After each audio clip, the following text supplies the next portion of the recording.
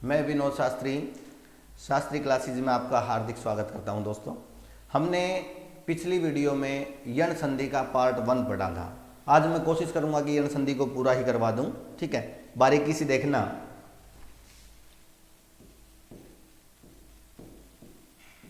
यण संधि का सेकंड नियम, पहले फर्स्ट नियम मैंने करवा दिया था। दूसरा नियम क्या कहता है बेटे, अगर ऊ या ऊ के बाद पहली साइड में ऊ हो और अगली साइड में कोई भी अलग स्वर हो तो बेटा हमने बनाना है वै, और वै आधा बनेगा, मैंने बताया था आपको।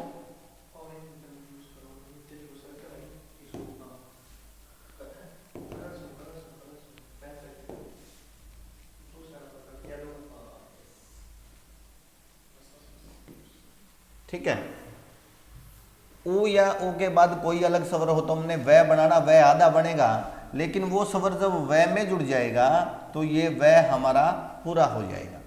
ठीक है, जैसे शब्द लिखा मैंने अनु प्लस एषण, तो यहां पर ऊ है, यहां पर ऊ है और ऊ के बाद अलग स्वर है। पहले तो जब एक्सप्लेन कर दूं, पहले न में से जब हम ऊ निकालेंगे तो न आधा हो जाएगा, और एषण शब्द का पहला वर्ण ए है प्लस क्षण लिखेंगे, ऊ के बाद भिन्न स्वर है तो वह बनाएंगे, यही बात है। ऊ के बाद अलग स्वर है ए, और यही ए इसमें मिला देंगे, ये सेम लिख देंगे। अन हलंत लग जाएगा क्योंकि न में से हमने ऊ को अलग किया है, प्लस वे और प्लस क्षण, और जब न के नीचे हलंत है तो जाहिर सी बात है ये आधा है, तो शब्द बनेगा क्या, अन्वेषण। ये तो आपका एक्सप्लेन था। ठीक है, अब शॉर्टकट बता दूं, इसी को शॉर्टकट बता दूं बेटे। क्या करना हमने, अनु प्लस एषण, शॉर्टकट ये है जिसमें भी ऊ लगा हो उसको आधा अक्षर लिख के वह लिख दो। जिस भी अक्षर में ऊ लगा है उसको आधा लिख के वह लिख दो। तो ऊ न के अंदर लिखा है तो न के अंदर न को आधा लिख दिया और ऊ की जगह हमने वह बना दिया, और यहां पर ए की मात्रा लगा देंगे और शब्द हमारा बन जाएगा अन्वेषण। जैसे शब्द लिखा मैंने सु प्लस आगत, तो ऊ किस में है, स के अंदर, तो स को तो हमने आधा लिख दिया, ऊ का हमने वह बना दिया।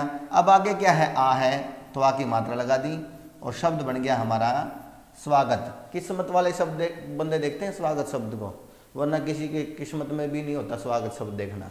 ठीक है, शब्द लिखा मैंने अनु प्लस अय, अनु उपसर्ग होता है।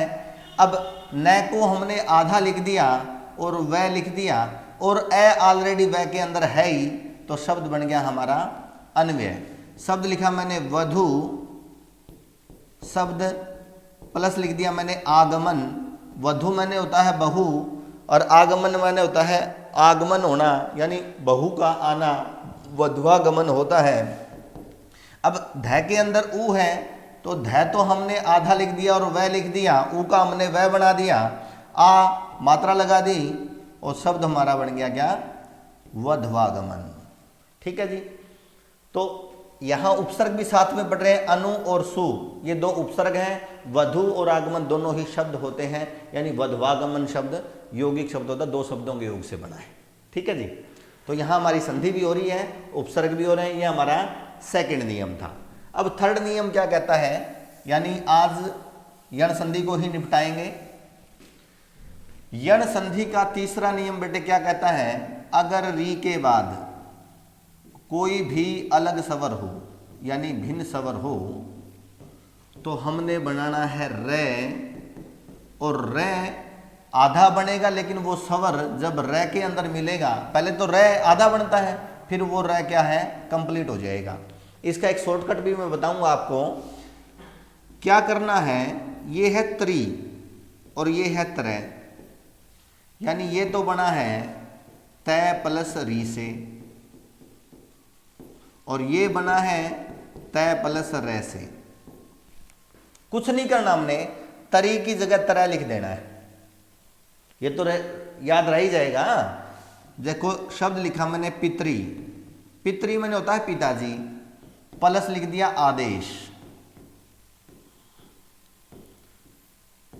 पितरी प्लस आदेश। इस तरी की जगह क्या लिख देंगे, तरह, तो शब्द बनेगा पितृ। ठीक है, और आ है तो आ की मात्रा लगा देंगे और शब्द हमारा बन जाएगा पित्रादेश। बहुत बार पेपर में आता है, ये ध्यान से देखना। शब्द लिखा मैंने पितरी प्लस अनुमति, तो पी की जगह तो पी लिख दिया, त्री की जगह तरह लिख दिया। अब यहां ए की मात्रा लगती नहीं, क्योंकि ए की मात्रा कोई होती नहीं, ए ऑलरेडी रे के अंदर होता है। जब हम तरह बनाएंगे तो रे के अंदर ए ऑलरेडी होता है, तो ए नहीं लगेगा। अब क्या शब्द बनेगा, पितृनुमति।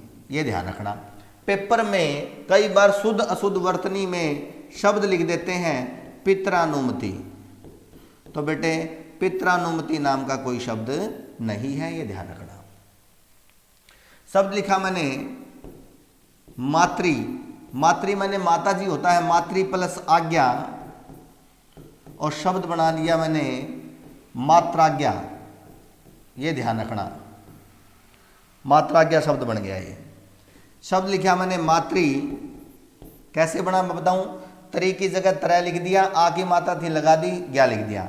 मातृ प्लस इच्छा, मां, तरी की जगह मैंने तरह लिख दिया। अब यहां पर ई है तो ई की मात्रा लगा दी, शब्द बन गया क्या, मातृइच्छा, माता की इच्छा। ठीक है जी,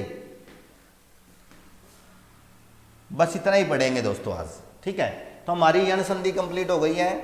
ठीक है बेटे, सत्य को कहने के लिए किसी शपथ की जरूरत नहीं होती, नदी को बहने के लिए किसी पथ की जरूरत नहीं होती। जो बच्चे बढ़ते हैं अपने मजबूत इरादों से, जो बच्चे बढ़ते हैं अपनी मंजिल की तरफ मजबूत इरादों से, उन्हें अपनी मंजिल पाने के लिए किसी रथ की जरूरत नहीं होती। धन्यवाद। जय हिंद, जय भारत।